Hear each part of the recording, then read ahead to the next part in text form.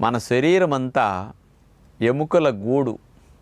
ఆ ఎముక నిర్మాణానికి కావలసిన కాల్షియం అన్ని ఆహారాల కంటే అత్యధికంగా కాల్షియంని కలిగి ఉన్న ఆహారం, నెంబర్ 1 ఆహారం నువ్వులు.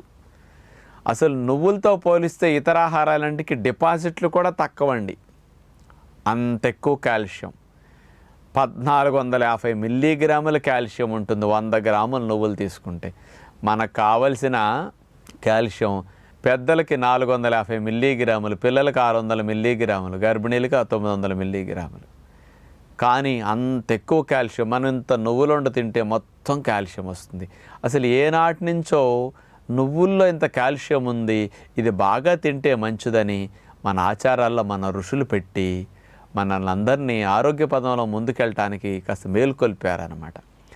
అలాంటి నువ్వులు వేడి చేస్తాయని చాలామంది